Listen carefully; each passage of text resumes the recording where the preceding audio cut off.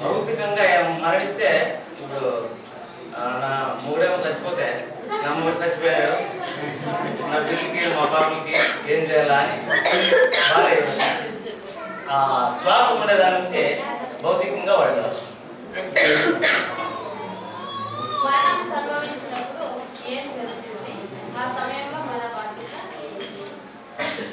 మరణం సంభవించినప్పుడు మన దేహం నుండి ఆత్మ వదిలిపోతుంది అన్నమాట. ఈ దేహాన్ని వదిలి ఈ భౌతిక శరీరం నుండి సూక్ష్మ శరీరం పోవడం ఆత్మ. అప్పుడు ఈ ఆత్మ వెయిట్ చేస్తూ ఉంటుంది. అది దైవం వైపు వెళ్ళాలి కదా. అప్పుడు ఈ దైవి వీళ్ళు నామస్మరణ చేస్తే, భగవంతుని నామస్మరణ చేస్తే దానికి ఏమీ అడ్డు లేకుండా భగవంతుని వైపు సాగిగా పడుతుంది. మనం ఏ విధంగా మరణించాలి?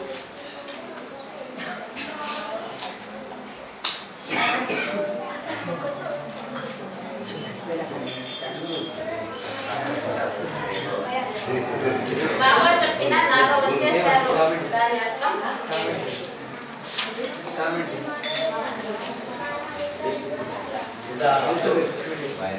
బాబా ఒకసారి జంక్షన్ చనిపోయినప్పుడు అందరూ ఏడుస్తున్నారు. అప్పుడు బాబా ఏమంటారంటే, ఎందుకు ఏడుస్తున్నారు అంటే, ఇట్లా చనిపోయినాడు కదా అంటే, ఆయన ఎక్కడ చనిపోలేదు, ఆయన నాలో చేరాడు అని చెప్పాడు బాబా. అది విశ్రాంతి తీసుకుంటున్నాడు.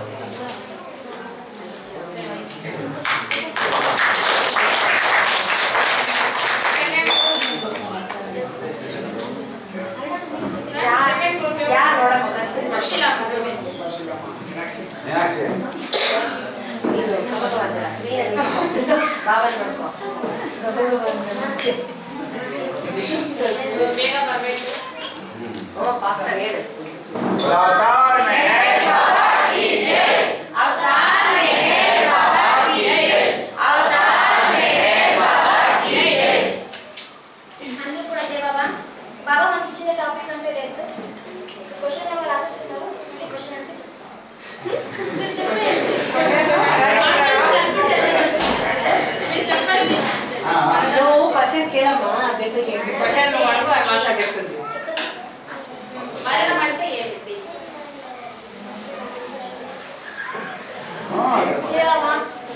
మనిషి కూడా ఏ దానికి ఏర్పడుకోకుండా కూడా మరణానికి ఏర్పడుకుంటాడు. అవును కదా?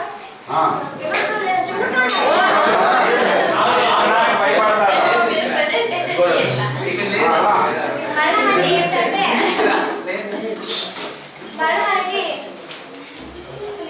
మరణం అంటే ఏమిటంటే ఒక విశ్రాంతి. తన ఒక భౌతిక శరీరాన్ని తీసినప్పుడు మరొక శరీరాన్ని తీసుకోవాలంటే మధ్యలో మనకి విశ్రాంతి ఉండాలి కదా. ఆ విశ్రాంతిని మరణం అని మనం చెప్పుకోవచ్చు. రెండవది వచ్చేసి మరణం ఎందుకు వస్తుందని, మరణం ఎందుకు వస్తుందని చెప్పారు. ఎందుకంటే ప్రతి సవాలు కూడా తన గమ్యమేమని, రియల్ గమ్యమని మనకు తెలుసు కదా. ప్రతి సవాలు కూడా తన జీవిత లక్ష్యాన్ని చేరుకోవడానికి బాబా ఇచ్చే ఒక అవకాశమే మరణం అనేది. ఎప్పుడు వస్తుందంటే ఎప్పుడైనా రావచ్చు. అంటే ఏం చెప్పలేము, అంటే అవకాశం లేనది. ఎప్పుడైనా రావచ్చు. ఉండేంత వరకు ఆయనలో జీవితం, మనం ఆయనతో తోడుగా జీవితం చేయాలి. మరణం అంటే జనులు ఎందుకు భయపడతారంటే, ఎప్పుడైనా రావచ్చు.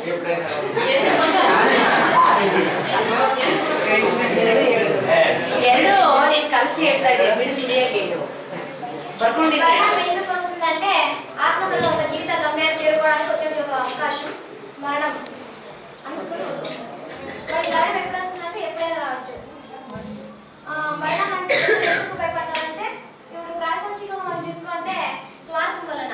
ఇప్పుడు పెద్ద ఫ్యామిలీ ఉంటుంది అనుకోండి, ఒక పెద్ద ఫ్యామిలీ అంటే పోషిస్తుంటాడు.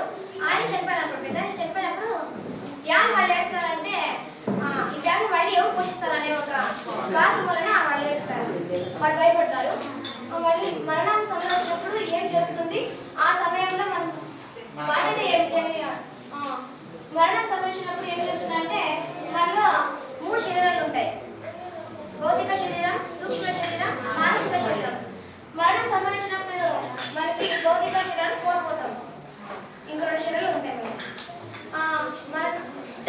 మనం ఏం చేయాలంటే బాబా మనకి ఇచ్చిన ఒక సజెషన్ అంటే బాబా లవర్స్కి ఇచ్చిన ఒక సజెషన్ ఏమంటే బాబా నమస్కారం చేయడం కానీ, భజన చేయడం కానీ, జీవిత చరిత్ర చదవడం కానీ, ప్రాపంచికంగా ఏం చేస్తారంటే ఏడుస్తారు. బాబా ఎస్పెషల్ అది ఏడుకండి, వాళ్ళు ఫార్వర్డ్ అవుతా అంటారు. అంటే ఒకసారి కొన్ని ఆధ్యాత్మికంగా ఉంటాయి, కొన్నిసార్లు ప్రాపంచికంగా ఉంటాయి. మనం ఏడుతున్నప్పుడు ఏమవుతుందంటే వాళ్ళు అక్కడే చుట్టేస్తుంటారు అనమాట. దాని నుంచి బాబా ఏడుపుదని చెప్పినారు. మనం ఏ విధంగా మరణించాలంటే సద్గురు కబీర్ తీసుకుంటే మనము ఎవరైతే మరణానికి ముందు మరణిస్తారో వాళ్ళు మళ్ళీ మరణించారు అని చెప్పినారు. అంటే ఏంటి అంటే మన భౌతిక శరీరం ఉన్నప్పటికీ అంటే ఇక్కడ మరణించిన మళ్ళీ అంటారు లేదని ఏమని రియల్ డెత్ రియల్ బర్త్ అంటే ఉన్నది. ఏమంటే భౌతికంగా భయమే తర్వాత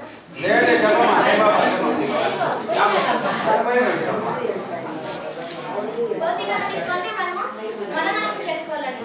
మనము మననాశనం చేసుకోవాలంటే ఇంకా మనకి మెయిన్ ఫస్ట్ మైండ్ ఎప్పుడు అనిలేషన్ చేసుకుంటే అప్పుడు మనం బాగా చేరుకోబోతాం. దాన్ని ఎవరైతే మరణానికి ముందు మరణిస్తారో వాళ్ళు మరొకసారి మరణించడానికి కబీర్గా చెప్పినారు. బాబా చెప్పిన నాలో వచ్చేసరికి ఈ క్వశ్చన్ అండి బాబా మన అన్నయ్య కొండకుని దీని గురించి చెప్పారు. మనకి అంటే నాకు తెలియదు అనుకోండి చెప్పారు. బాబా అంటే మనం ఎట్లా అనుకుంటే ఏ విషయాలు కానీ మన అనుకూలం తగ్గట్టు మర్చేసుకుంటారు. బాబా నాలో వచ్చేసారంటే నా చెంతకు వచ్చేసారని నా చెంతకంటే నా దగ్గర ఇప్పుడు మనం ఎలా బాగా వచ్చినామో అలా అని ఎందుకంటే బాబాలు వచ్చేసారంటే ఐక్యమైపోతారు అనుకోండి అనుకుంటున్నాను. కానీ బాబా చెంతకు వచ్చేసారు అందులో సత్యబాబా.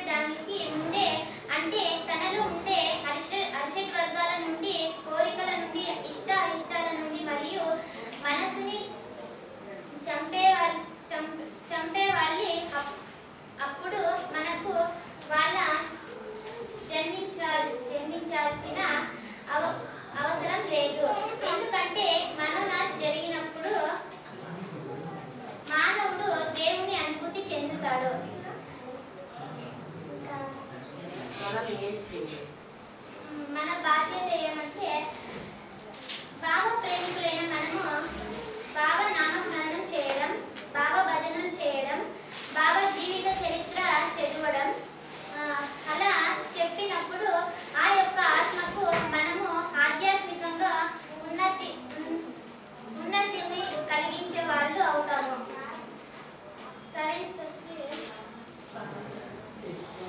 బాబా చెప్పిన నాలో వచ్చేశారు, దాని అర్థం ఏమిటి? బాబా రెండు విధాలుగా చెప్పారు.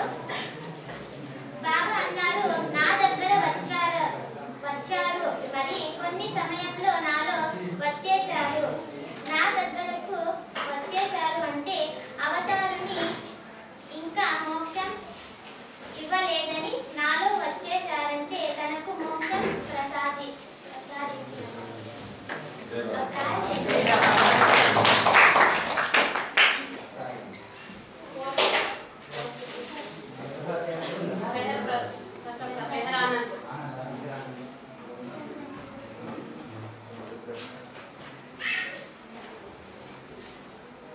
అవతార్ మెహర్ బాబా కీ జై.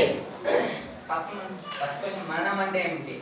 మరణం అంటే మనం వేసుకున్న అంగిని తీసేయాలి. అంటే అంగి అంటే మరణం కాదు, ఇవి ఉన్న భౌతిక శరీరాన్ని తీసే అంటే కొత్త భౌతిక శరీరాన్ని తీసుకుంటే మరణం. భగవంతునిలో నిజమైన మరణం అంటే భగవంతుని చేరడం, భగవంతునిలో ఐక్యమడం. మన నిజమైన మరణం అంటే అది నిజమైన జననం, నిజమైన మరణం అంటే ఒకేసారి జరుగుతుంది. అది మనం భగవంతుని నుండి విడపాటున్నప్పుడు అది నిజమైన జననం. నెక్స్ట్ భగవంతునిలో ఐక్యమైనది నిజమైన మరణం. మన ఫిజికల్ బాడీని విడిచి నెక్స్ట్ ఇంకో బాడీ తీసుకుంటే నిజమైన మరణం కాదు, అది చనిపోవడం. బాడీ డ్రాప్ చేసేది, అది భౌతిక శరీరాన్ని త్యజించేది. రెండో క్వశ్చన్, మరణం ఎందుకు వస్తుంది? మరణం ఎందుకు వస్తుంది అంటే ఒక మనిషి పరిమితమైన మనస్సుతో నేను రిచ్, నేను బీదవాణ్ణి, నేను ధనవంతుణ్ణి, నేను అనిగా నేను ఇది అనుకుంటున్నాడు కదా, ఆలోచిస్తుంది. అది అపరిమితంగా లిమిటెడ్గా నేను పూరు, నేను రిచ్ అని అంత ఆలోచిస్తాను. కానీ నేను భగవంతుడు అని ఎప్పుడు ఆలోచిస్తుందో, నేను అపరిమితంగా నేను భగవంతుణ్ణి అన్నప్పుడు నిజమైన మరణం లభిస్తుంది.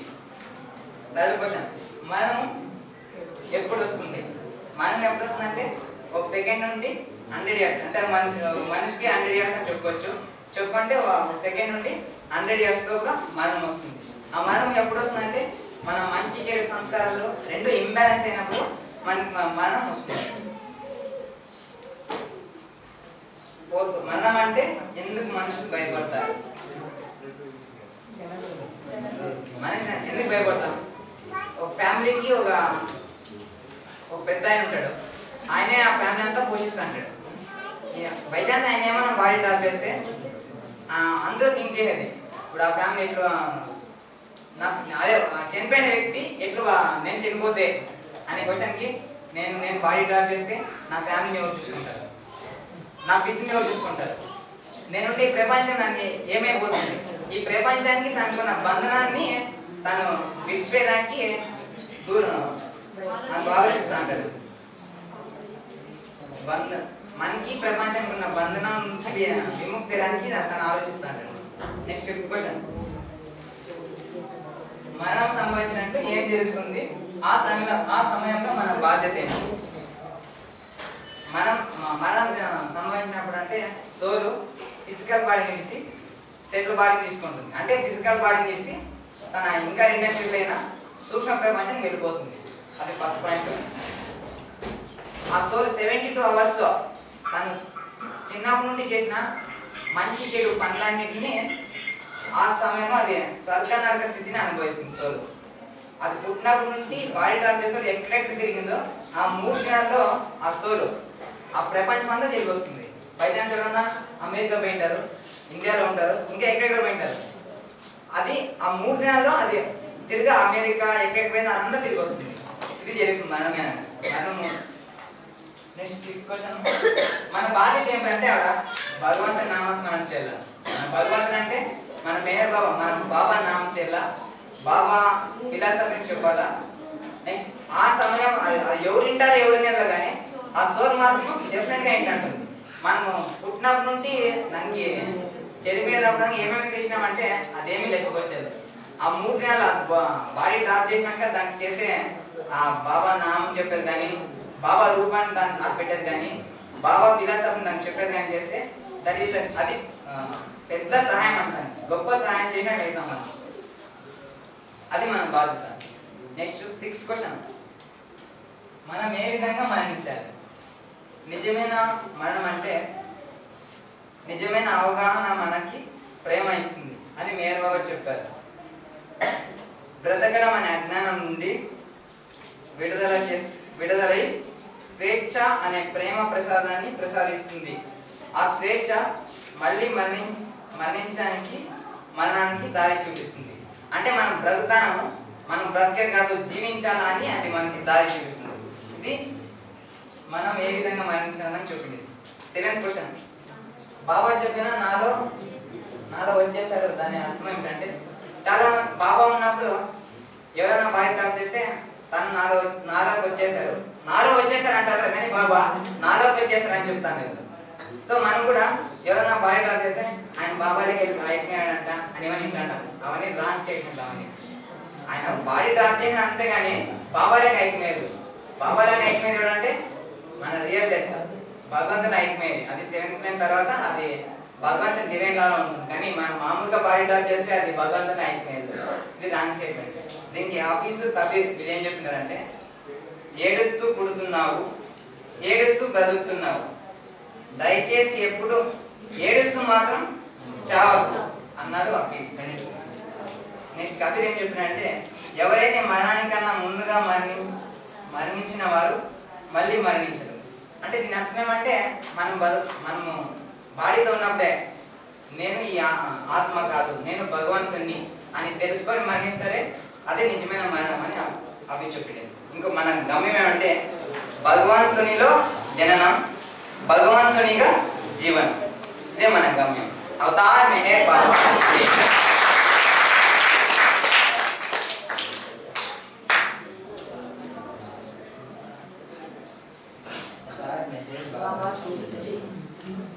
ఈరోజు సబ్జెక్టు మరణం.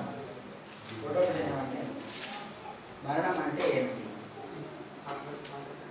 ఒక శరీరం వదిలి మరొక శరీరంలో లేవడమే దీన్నే మరణం అంటారు. అంటే మనం డైలీ నిద్రపోతున్నాం కానీ అదే దేహంతో లేస్తాం. మరణం అంటే ఇంకొక దేహంతో లేచేది, దీన్నే మరణం. 2వ క్వశ్చన్, మరణం ఎందుకు వస్తుంది? మరణం ఎందుకు వస్తుందంటే భగవంతుడికి చేరువ కావడానికి మరణం వస్తుంది. 3వ క్వశ్చన్, మరణం ఎప్పుడు వస్తుంది? మన మంచి చెడు సంస్కారాలు బ్యాలెన్స్ అయినప్పుడు మరణం వస్తుంది. అంటే ఒక మనిషి 99 మంచి సంస్కారాలు ఉంటాయి, 99 చెడు సంస్కారాలు. మీకు మిగిలిన ఒకే ఒక చెడు పని చేసి ఇస్తే అక్కడ బ్యాలెన్స్ అయిపోతుంది, దానికి మరణం వచ్చేస్తుంది. 4వ ప్రశ్న, మరణం అంటే జనులు ఎందుకు భయపడతారు? ఎందుకంటే భౌతిక ప్రపంచం మీద ఉండేవాడు తన కోరికను తీర్చుకోవాలన్న ఆశతో వాడు మరణం అంటే భయపడతారు. అయితే ఆధ్యాత్మిక మార్గంలో ఉండేవారు చీమ నుంచి చావు వరకు ఒకేలాగా చూస్తారు. ఎగ్జాంపుల్, ఒక మనిషి యవ్వనంలో ఉన్నప్పుడు పెళ్లి, తర్వాత సంతానం, తర్వాత వారి సంతానం, ఇలాగే ముందు వరుస్తూ ఉంటుంది. అయితే ఒకేసారి మరణం వస్తుందని తెలిసి జనులు భయపడతారు. 5వ క్వశ్చన్, మరణం సంభవించినప్పుడు ఏం జరుగుతుంది? భౌతిక ప్రపంచం మీద ఉండే మరణం సంభవించినప్పుడు మనకి తెలుస్తుంది. ఆఖరి 7 సెకండ్లో మాయ ప్రభావం చాలా విపరీతంగా ఉంటుంది. అప్పుడు మన బాధ్యత ఏంటంటే ఒక్కసారైనా బాబా నామం చేస్తే మనకు మోక్షం దొరుకుతుంది అని బాబా చెప్పారు. ఆఖరి 7 సెకండ్లో బాబాను నిత్య జీవితంలో బాబాని నిత్య సహచరునిగా చేసుకోవాలి. 6వ క్వశ్చన్, మనం ఏ విధంగా మరణించాలి? మనం ఏ విధంగా మరణించాలంటే భగవత్ ప్రేమికుడిగా మరణించాలి. అప్పుడే నిజమైన మరణం అంటారు. 7వ ప్రశ్న ఏమంటే బాబా చెప్పిన నాలో వచ్చేశారు అంటే అర్థం ఏమిటి? దీంట్లో నాలో వచ్చేసాడు అని రెండు పదాలు. ఒక నాలో వచ్చేసాడు అంటే ఆ వచ్చేసిన అతనికి మళ్ళీ జననం ఉండదు, అంటే మోక్షమే. ఇంకొక నాలో వచ్చేసాడంటే నా దగ్గరకు వచ్చాడు అని అర్థం, అంటే వారికి ముందు జన్మలో సద్గురువుగా కానీ మండలి సభ్యులుగా కానీ ఉన్నత స్థాయిలో వాటికి జన్మనిస్తారు. ఉదాహరణ గుస్తాజీ డాక్టర్ ఆల్బర్ట్ జింగ్లీవర్స్.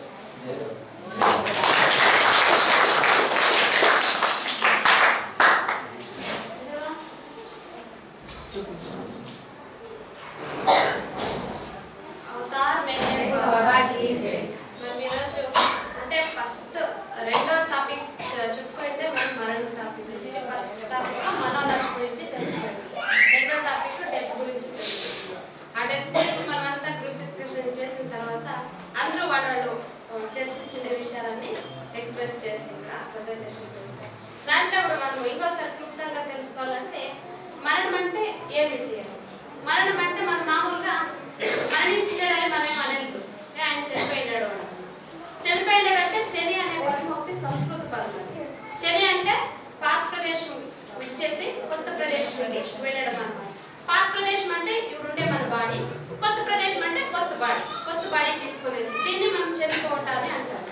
అయితే మరణం ఎందుకు, ఆ మరణం మనం ఇంకొకగా చెప్పుకోవాలంటే మరణం అంటే ఏమంటే ఒక బాడీకి ఇంకో బాడీ తీసుకునే మధ్యలో గ్యాప్ ఉంటుంది కదా, ఆ గ్యాప్ ని ఒక ఇంటర్వెల్ ని, ఇప్పుడు మనం సినిమాకి పోతాము, ఒక సినిమా పోయినప్పుడు ఫస్ట్ ఒక భాగాన్ని వేసేస్తారు, మధ్యలో ఒక 10 నిమిషాలు ఇంటర్వెల్ ఇస్తారు, ఇంకొక భాగం చూపిస్తారు. అంటే ఒక బాడీ తీసుకొని మనం ఏమేమి సంస్కారాలు ఉంటే అవన్నీ ఖర్చు పెట్టుకుంటాము. నెక్స్ట్ ఇంకో బాడీ తీసుకుంటాం కదా, ఆ తీసుకునే టైంలో వస్తుందే సంభవిస్తుందే అది మనం మరణం అని అంటాము. దాన్ని ఒక విశ్రాంతి అని కూడా అనొచ్చు, దాన్ని మరణం అంటాము. నెక్స్ట్ వచ్చేసి మరణం అనేది ఎందుకు వస్తుంది? మరణం ఎందుకు వస్తుందంటే మనం పొద్దున్న తెలుసుకుంటున్నాము సంస్కారాల గురించి. సంస్కారాలు ఎప్పుడైతే మనకి మంచి చెడు సంస్కారాలు బ్యాలెన్స్ అవుతాయో అప్పుడు మనకి మరణం అనేది సంభవిస్తుంది. ఆ మరణం ఎందుకు వస్తుంది అంటే ఆ మరణము ఒక ఆత్మ రాయి నుంచి లోహానికి రావాలన్నా రాయి స్థితి ఒక చాలా చిన్నదైన స్థితి, అది ఆ రాయి స్థితి నుంచి కొంచెం ఉన్నతమైన స్థితి లోహానికి వస్తుంది. దాని నుంచి ఇంకో ఉన్నతమైన స్థితి చెట్లు చేతులు, అట్లే కొంత కీటకాలు ఉంటాయి వాటికి వస్తాయి, మళ్ళీ జలచరాలు పక్షులు ప్రాణులు. ఇలాగ ఒక్కొక్క జన్మకి తెలుసుకున్నాడు మనం ఒక్కొక్క జన్మలో పురోగతి చెందేది చూస్తాము. ఈ మరణం అనేది లేకుంటే ఆ ఒక జన్మ పురోగతినే ఉండేది. ఇప్పుడు మనకి ఇంకా బాగా అర్థంటే క్లాస్లో ఎగ్జామ్ పెడతారు. ఇప్పుడు ఫస్ట్ స్టాండర్డ్ లో ఉంటారు, వాడు ఫస్ట్ స్టాండర్డ్ లో ఎన్నాళ్ళు ఉంటారు, వాడికి ఎగ్జామ్ పెడితే దాంట్లో పాస్ అయ్యి సెకండ్ స్టాండర్డ్ ఉంటారు. అట్లే మనకు ఒక జన్మ తీసుకోవడం అంటే ఆ జన్మలో ఉండే సంస్కారాన్ని కరెక్ట్ చేసుకొని నెక్స్ట్ జన్మ పోయేకి ప్రమోషన్ ఇచ్చే దానికోసమే మనకి మరణం వస్తుంది. అంటే ఆ ఒక ఆత్మకి ఫార్వర్డ్ పురోగతి చెందే కోసమే మరణం వస్తుంది. ఆ మరణం ఎప్పుడు వస్తుంది అంటే మన సంస్కారాలు ఏ క్షణం అయితే బ్యాలెన్స్ అయితే మంచి చెడు సంస్కారాలు ఆ క్షణం రావచ్చు. అది కొందరైతే మనం అంటాం కూడా బాబా వాళ్ళ బ్రదర్ జంషెడ్ వాళ్ళు 30 సంవత్సరాలకే బాడీ డ్రాప్ చేసి ఉంటారు. అయ్యో ఇంకా చిన్న వయసులోనే ఆయన బాడీ డ్రాప్ చేసి లేకపోతే చనిపోయాడు అని అంటారు. అయితే ఆ ఒక ఏజ్కే వాళ్ళకి బ్యాలెన్స్ అయ్యాయి సంస్కారాలు. కొందరు 125 ఏళ్ళు బతుకుతారు, వాళ్ళకి అంతవరకు ఇంకా బ్యాలెన్స్ అయ్యింది సంస్కారాలు. అంటే ఎవడైతే వాళ్ళ సంస్కారాలు బ్యాలెన్స్ అవుతాయో అప్పుడు వాడికి అప్పుడు మరణం అనేది వస్తుంది, ఆ విశ్రాంతి అనేది వస్తుంది. నెక్స్ట్ మరణం అంటే జనులు ఎందుకు భయపడతారు? సామాన్యంగా మనం ఏ దానికి భయపడేది, మరణం అంటే అప్పుడే భయపడతాం. ఈ దేహానికి కొంచెం జ్వరం వచ్చినా ఏదో ఒక కాయలా వచ్చినా అప్పుడే ఏర్పడతాం, అయ్యో నేను ఈ కాయల నుంచి చనిపోతానేమో. ఎందుకు అట్లా భయపడతామంటే దీని ముందు ఉండే మనకి మమకారం, వ్యామోహం అనేమంటాము. ఆ వ్యామోహం ఎందుకు వస్తుందంటే విపరీతమైన స్వార్థం మనలో ఉంది కాబట్టి ఆ దేహం మీద మనం వ్యామోహం పెట్టుకోవాలి. ఆ దేహం వెళ్ళిపోతే నాకు ఇటువంటి దేహం మళ్ళీ వస్తుందో రాదో అనే ఒక భయం పడదు. ఇక్కడ నాకు చాలా ఇష్టమో నా బిడ్డ లేకపోతే నా భార్య నా భర్త అని మనం అనుకుంటా ఉంటాం. ఆ ఇష్టమైన వాళ్ళు మనం అతి ప్రేమగా చూసుకుంటా ఉంటాం, అది భౌతికమైన ప్రేమ. ఆ ప్రేమగా చూసుకున్నప్పుడు వాళ్ళు ఎప్పుడైతే చనిపోయిండారని గుర్తయితే వాళ్ళు ఇక్కడి నుంచి మన జట్లో ఉండేదే, వాళ్ళు పోయిండారే అనే ఒక మనకి స్వార్థమైన భావన ఉంటుంది కదా, దానికోసం మనము భయపడతాం. మళ్ళీ నెక్స్ట్ ఇంకో క్వశ్చన్ వచ్చి మరణం సంభవించినప్పుడు ఏం జరుగుతుంది? ప్రతి మనిషికి అంటే ప్రతి జీవికి 3 శరీరాలు అనేది ఉంటాయి. భౌతిక శరీరం, సూక్ష్మ శరీరం, మానసిక శరీరం. ఈ 3 శరీరాల్లో ఒక అనుభవాన్ని ప్రతిసారి అనుభవిస్తూ ఉంటారు ఒక ఆత్మ. ఆ భౌతిక శరీరము దాన్ని నశించిపోయింది అంటే అప్పుడు బాడీ డ్రాప్ అయిపోతుంది. ఆ బాడీ డ్రాప్ అయిపోయినాడా ఒక భౌతిక శరీరానికి సూక్ష్మ శరీరానికి ఒక తీగలాగా ఏర్పడుతుంది. ఆ తీగ ఎంచోపు ఉంటుందంటే 72 గంటల సేపు ఉంటుంది. ఆ తీగ ఎందుకోసం ఉంటుంది అంటే 72 గంటల పాటు మనమందరూ అంటారు చనిపోయినప్పుడు వాళ్ళు పాపాలు ఎక్కువ చేసింటాడప్ప ఆయన వేరే నరకానికి అంటారు, లేదా ఆయన మంచి అయినప్ప ఆయన స్వర్గంలో చేరుకుంటాడు. నిజంగా స్వర్గము లేదు, నరకము లేదు. నిజమైన స్వర్గము నరక స్థితిని రెండింటిని ఆ 72 గంటల సేపే అనుభవించాల. ఇప్పుడు ఎంత మనము ఇప్పుడు ఒక స్వీట్ తింటాము, లేదంటే ఏదో మంచి సినిమా చూస్తాము, అప్పుడు మనకి ఎంతో సంతోషం అయిపోతుంది, సంతోషం ఎక్కువైపోతుంది. ఆ సంతోషం కన్నా మరి 72 గంటల్లో ఇంకా ఎక్కువ 2 పట్టు 100 పట్టు ఎక్కువగా మనం సంతోషం పడతాం. చిన్న విషయానికి బాధపడతా ఉంటాం. ఆ బాధపడేది ఏమైతుంది, అది నరక స్థితి. అక్కడ ఏం చేస్తాం, ఆ 72 గంటల ఆత్మ విపరీతమైన బాధని అనుభవిస్తుంది. విపరీతమైన బాధ అనుభవించే స్థితిని నరక స్థితి, సంతోషం అనుభవించే స్థితిని స్వర్గ స్థితి అని అంటాం. అది జరుగుతుంది. ఆ టైంలో మన బాధ్యత ఏమని, అప్పుడు చనిపోయినప్పుడు మరణం సంభవించినప్పుడు మన బాధ్యత ఏమిటంటే వీలైనంతగా ఆత్మ ఒక బాడీ డ్రాప్ చేసిందంటే ఆత్మకి ఎటువంటి కోరిక ఉంటుందంటే నాకు శరీరం కావాలనే ఒక కోరిక ఉంటుంది. అప్పుడు ఏం చేస్తుంది, ఆత్మ తన శరీరం చుట్టూ తిరుగుతూ ఉంటుంది. నాకు బాడీ కావాలని. ఆ బాడీ కావాలనేటప్పుడు మనం ఎప్పుడైతే ఏడుస్తామో, పోరాడుతుంటామో, పడిపడలేస్తా అంటామో అప్పుడు ఆత్మకి ఏమనిపిస్తుంది, నేను ఇంకా ఇక్కడే ఉండాలని మనం దాన్ని ఇంకా వెనక్కి లాగుతా అంటాం. ఇప్పుడు మనం ఇంత ముందుకు చెప్పాలంటే మరణం వచ్చినప్పుడు దాన్ని ముందుకు తోయాలి, మనం ముందుకు పంపించే సహాయం చేయాలి. కాకపోతే మనం ఏడిస్తే అది వెనక్కి వచ్చేసింది. ఎలా అంటే అయ్యో నా బిడ్డ ఏడుస్తుంది, నా భార్య ఏడుస్తుంది, మా వాళ్ళంతా ఏడుస్తాంటారు నా కోసం అని వెనక్కి వచ్చేస్తుంది. దానికి అట్లా వెనక్కి వస్తే మనం దానికి పురోగతి చెందినట్టు అవుతుందా, అయ్యేది. దాన్ని వెనక్కి లాగినట్లయితే దానికోసం మనము ఏడకూడదు. వేరే సంస్కారాలు కర్మకాండాలు ఏమీ చేయలేదు. మనం చేయాల్సిన పని ఏమి, మన బాధ్యత ఏమిటి నిజంగా అంటే భగవంతుని నామస్మరణ చేయాలి. ఇక ఆత్మ ఇంకొక బాడీ తీసుకోకుండా ముందు భగవంతుని దగ్గర ప్రమాణం చేసి వచ్చిందంట, నేను ఈసారైనా నా ఒక బాధ్యతను నేను నెరవేరుస్తాను దేవుడా అని భగవంతుడా అని చెప్పొచ్చింది. ఏం తన బాధ్యత అంటే ప్రతి ఒక్క ఆత్మ ఒక బాధ్యత పరమాత్మలో లీనమయ్యేది. అంటే ఎందుకు అట్లా అది ప్రమాణం చేసి వస్తుందంటే ఒక స్త్రీ గర్భంలో ఉన్నప్పుడు అది ఒక జైల్లో ఫీల్ అయ్యేసి చాలా ఇరుక్కున్నట్టు ఉంటుంది. నాకు స్వేచ్ఛ కావాలా అని భగవంతుని వేడుకుంటాంటుంది. నేను ఎవడైతే దీని నుంచి విడుదలవుతాను అని అప్పుడు భగవంతుని దగ్గర మాటిస్తుంది, నేను ఇప్పుడు నాకు జన్మించినావంటే నేను నెక్స్ట్ నీ దగ్గరకు వస్తాను. కానీ భూప్రపంచంలోకి అడుగు పెడుతున్నట్లే ఆ బాధ్యతనంతా మర్చిపోతుంది. అది బాగా చెప్పిండే, నువ్వు నీ బాధ్యత నుంచి తప్పించుకోవద్దు అని పదే హెచ్చరిస్తాను. ఆ బాధ్యత ఏమిటంటే అదే మన బాబాకి ఇచ్చిన మాటని నెరవేరించాలా అని. దీనికోసము నెరవేరించే కోసము చెప్తా ఉంటుంది కదా అది తెలుసు. అప్పుడు ఏం జరుగుతుంది, మనము ఏడుస్తా ఉంటే ఏమవుతుంది, అది ఆత్మ నేను ఇక్కడే ఉండాలి అని అంటాడు. అదే మనం బాగా భజన చేసినామంటే, ఒక భగవంతుని జీవిత చరిత్ర చదివినామంటే ఈ ప్రపంచంలో అడుగు పెడితే మర్చిపోయింది కదా. ఇది అసలు భగవంతుడు అనే ఒక అవగాహన కూడా ఉండేలేదు. చనిపోయే వరకు అసలు భగవంతుడు అంటే నామస్మరణ కూడా వినిండేది. అట్లా తప్పుడు చనిపోయినప్పుడు నేను ఆలకించాలని వస్తుంది. అప్పుడు నామస్మరణ ఎక్కడైతే జరుగుతూ ఉంటుందో ఆ ఏడుస్తాండ దగ్గర నుంచి ఆత్మ వచ్చి భజన ఒక నామస్మరణ ఎక్కడ జరుగుతుందో అక్కడ వస్తుంది. దానికోసం మనము నామస్మరణ చేయాలా, భగవంతుని జీవిత చరిత్ర చదవాలా, భజనలు చేయాలని మన బాధ్యత. నెక్స్ట్ ఇంకో క్వశ్చన్ ఏమి అంటే మనం ఏ విధంగా మరణించాలి, మనం ఏ విధంగా మరణించాలంటే మనం ఎందుకోసం పుడతాడు, సంస్కారాలని ఖర్చు చేసుకోలే కోసం పుడతాడు. ఆ సంస్కారాలే లేకుండా చేసుకోవాలి. ఆ సంస్కారాలు లేకుండా చేసుకోవాలంటే సంస్కారాలు ముద్ర ఏదైతే అంటే మనసులో, ఆ మనసుని ఎప్పుడైతే మనం నాశనం చేస్తామో అప్పుడు మనం మరణించినట్టు. ఇప్పుడు ప్రతి ఒక్క ఆత్మ రియల్ బర్త్ రియల్ డెత్ అని ఉంది. రియల్ బర్త్ అంటే ఆ పరమాత్మ నుంచి విడిపడినప్పుడు రియల్ బర్త్, మళ్ళీ పరమాత్మకు చేరుకున్నప్పుడు రియల్ డెత్. ఈ రియల్ డెత్ కాకుండా ముందే ఎవరైతే మనసుని నాశనం చేసుకొని మరణిస్తారో అది నిజమైన మరణము. అది భగవంతుని కోసం మనం మరణించినట్లు అవుతుంది.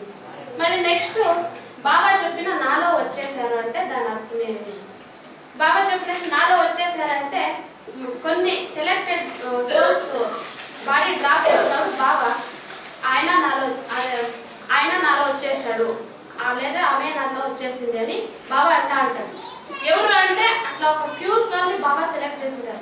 ఎవరైతే సంస్కారాలు, ఇప్పుడు దైవిక సంస్కారాలు ఎవరైతే ఎక్కువగా ఉంటాయో, చెడు మంచి సంస్కారాలు ఉండేది అటువంటి వాళ్ళు బాడీ డ్రాప్ చేసినప్పుడు వాళ్ళకి మరుజన్మ అంటూ ఉండేది. బాబాలకి ఎవరైతే ఐక్యమైంటారో వాళ్ళని బాబా నాలో వచ్చేసారని అంటారు.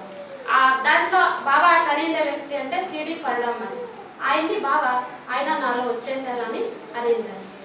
బాబా అట్లా నాలో వచ్చేసారు అనే దానికి కారణం ఏమంటే సంస్కారాలు ఆయనకి ఉండలేదు అని. అవతార్